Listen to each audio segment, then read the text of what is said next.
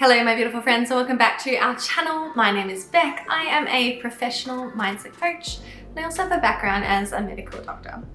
I work with driven professional women to liberate them from people-pleasing, perfectionism and imposter syndrome so they can show up proudly in both their professional and personal lives in a way that they fully express themselves and no longer sort of mute, hide themselves, make themselves less and smaller to fit in that box of what they should do, what is good, what is right. In today's video, I'm going to tell you how to change your life in just 6 months with 3 very simple but powerful questions that you can ask all by yourself without even the help of a coach. Let's get into it. So to start with, I want to talk about one of the biggest reasons that we don't change. And this leads us into the reason why we would use this tool. One of the reasons that we don't change over time is because humans are constantly orientated towards comfort and ease. At the end of the day, humans make decisions based on their emotions. Our thoughts create our emotions and our emotions drive our behaviors.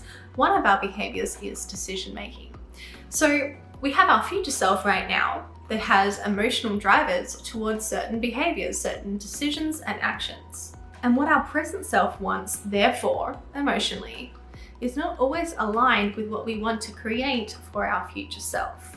So a lot of the time, if we're acting based on the present moment because we're not aware of our thoughts and emotions, we're simply taking actions from our emotions without our awareness, then we can actually be acting against what our future self wants, against what we want for ourselves in the future, and instead just attending to our wants in the moment. I want to feel better or feel a bit less bad. Therefore, if we're not conscious about where our behaviors, decisions, and actions are coming from emotionally and before that at our thought level, then without awareness, we can end up making a lot of decisions that don't serve what we actually really want in the future.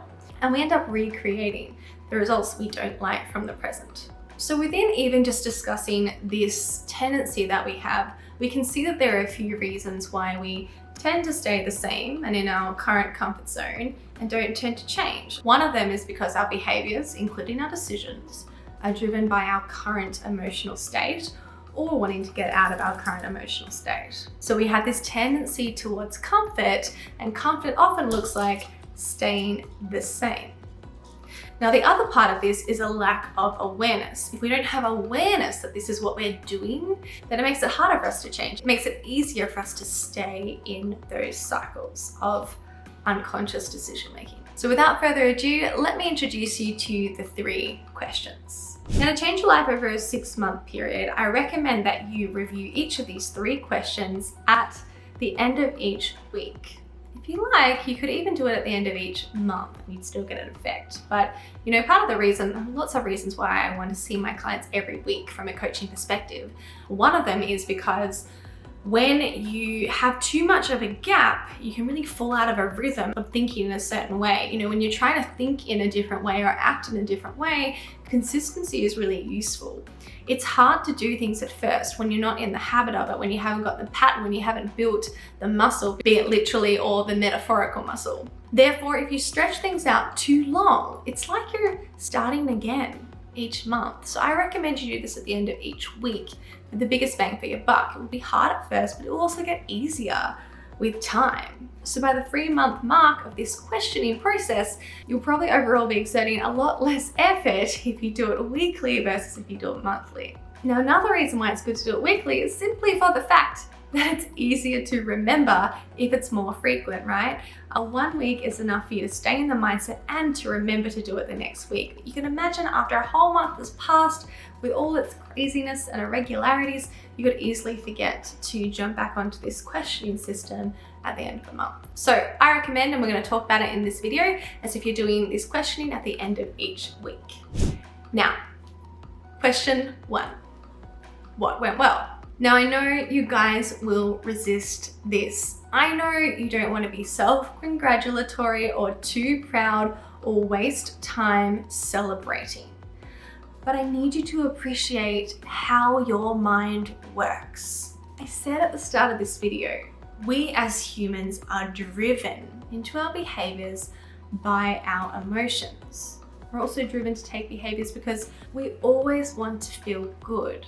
If you have taken really productive, useful behaviors from your present self that are aligned with your future self, your goals, your mission in life, what you want and who you want to be, if you've taken those behaviors over the week and they were challenging, they put you in an uncomfortable situation, and then you don't celebrate it, your mind, all it has to latch onto is the discomfort and the displeasure in those otherwise really good for your future self activities, decisions, behaviors, actions. When you take the time to actively celebrate or even just recognize, acknowledge, feel a hint of pride, happiness, or satisfaction from those things you did, that reward in your mind creates an emotion, and you'll have a better chance at associating that challenging behavior or decision, that discomfort, with a good feeling.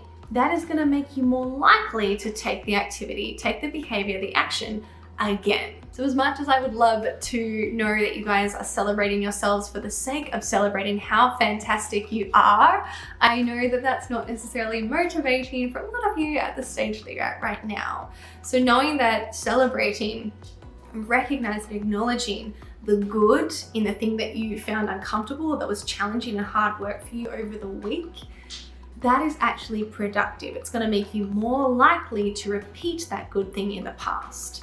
And if you don't reward it, if you don't reward and recognize this behavior, you're more likely to decommission it. I don't know if you guys have ever been on that trail of creating a good habit and you do the habit for a couple of weeks, but you kind of don't think anything of it because you're like, it's only been a couple of weeks, whatever. Don't celebrate yet. Don't get too excited. And then without sort of knowing, you kind of trail up and stop doing it. That could have been prevented if you kept rewarding your mind over time and therefore made the behavior more enticing to your mind to do. You make it look forward to doing the behavior because there is some goodness, some good emotional effect associated with what would otherwise be an uncomfortable new activity or decision. So don't skimp on the first question, my beautiful friends. Question 2. What didn't go well? We all know the biggest bang for our buck is in our failures. Now, when you approach this question in this kind of system of questioning, we're not doing it from a point of beating ourselves up or just criticizing ourselves, but we're looking with this objective lens of like, what was I not so happy with this week? What could I have done better? What do I want to improve on in the future? We want to pick up those moments in the week to productively and constructively criticize what's happened. So I want you to keep this section short, sweet, and objective. I want you to be as factual as possible, which means removing, in particular, a lot of the adjectives that come up. Now, if I could just throw into this section too, this is also a chance to recognize and even celebrate your failures. Now, I have to say, this truly is a more advanced coaching skill to be able to celebrate your failures. A lot of us theoretically say, yep, I either win or I learn, in theory, but I don't see it very commonly able to be executed on in life, and certainly not so fresh just from the last week of work that we're able to and ready to celebrate our failures. So I do find that the growth mindset, particularly in areas of our life that are really important to us, I don't find the growth mindset is particularly common. So if you feel like you're advancing in your coaching skills, then I would encourage you to use this as an opportunity to really celebrate and revel in the fact that you failed in some places and recognize the places where you failed because you stretched, you went big, you tried a hard and challenging thing, versus the places that you failed just because you didn't show up. You didn't try hard enough. You didn't give it your all.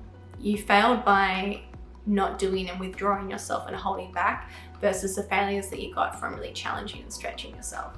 There's something to learn in both of these places. However, there's a big opportunity here to reframe and recognize these failures by stretching and challenging as worth celebrating, sometimes even more than what went well.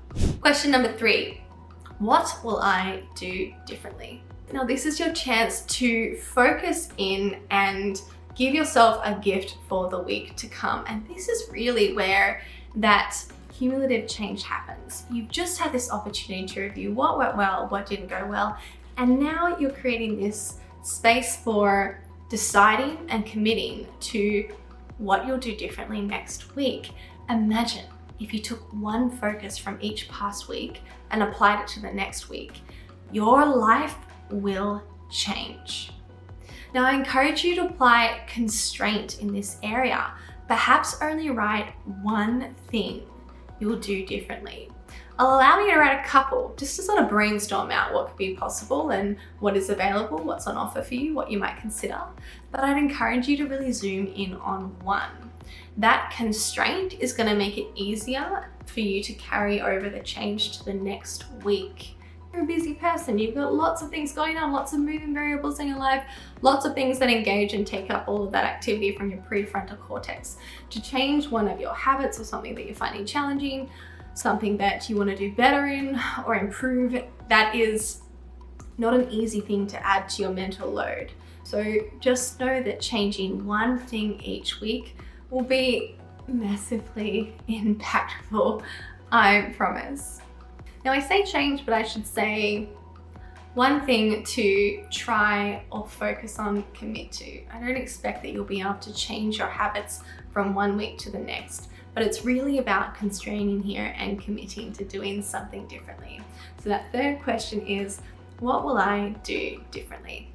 Now, the other reason why I think about this system, and as we talk through it, that I really like doing it on a weekly basis is because 1 week is not too much information from your brain, right? So the idea of selecting one thing from just this week that you'll do differently in the next week seems a lot more palatable than trying to look over the month and then change something for the whole next month.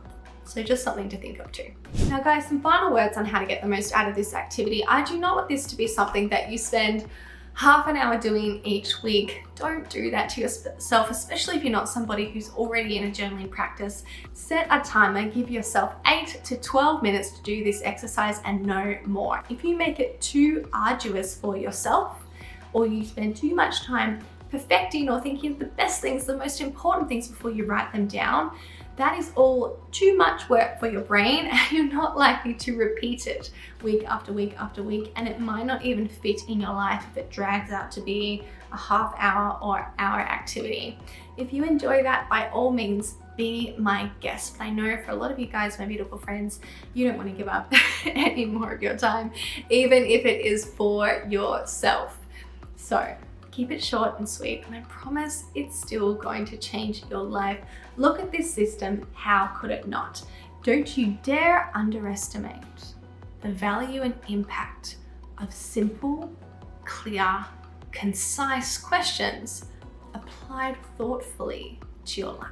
My beautiful friends, if you know this kind of work is what you need to change your life, if you feel like you have plateaued or you're constantly spinning your wheels, doing everything right, doing everything for everyone, yet not making everybody happy or not able to, arrive at the destination you want to despite all that effort, then you need to come and get some coaching in your life. Find the link below to my coaching waitlist. My one-on-one practice is now full, but if you get on the waitlist, then you'll have the first opportunities to hear when a free one-on-one consult comes up and what is happening with my upcoming group coaching program. Love you guys so much, and I'll see you in my next one.